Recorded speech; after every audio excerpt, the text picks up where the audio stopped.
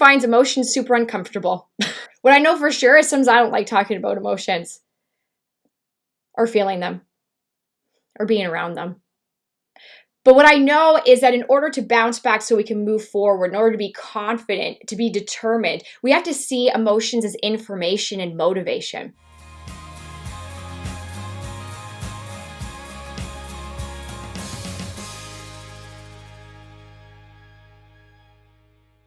So today, we're going to talk a bit about emotions. I know.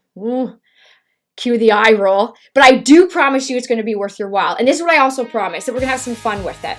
It's not going to be like, oh my gosh, we're talking about emotions. I want to give you really tangible, effective strategies that you can use, not just with yourself, not just with your colleagues, but with your family, with those around you.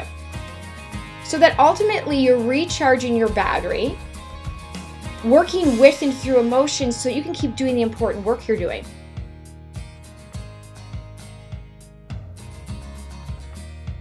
Ever caught yourself doing this? Don't be anxious.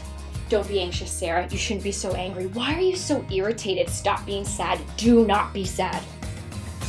What happens to you when you tell your own self not to feel what you are feeling?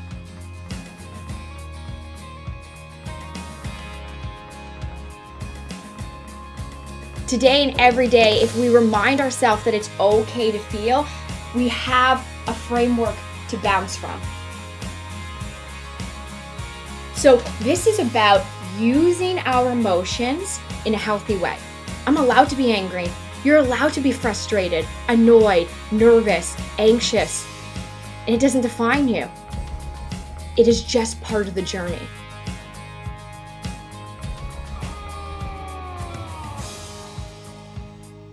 The 3 strategies I'm going to share with you, please know I'm practicing with you. Strategy number 1, emotional awareness. Happy is different than excitement, and frustration is different than anger.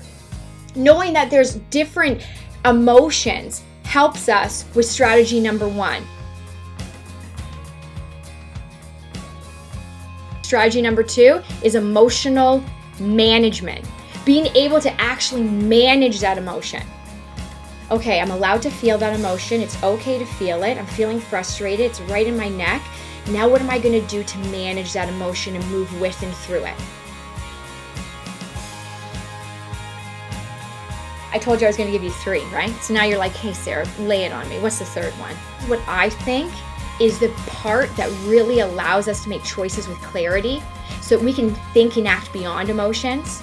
We can honor them, know they're there, but actually make choices beyond emotions. And this is the skill that I'm really interested in. And I call it emotional resilience.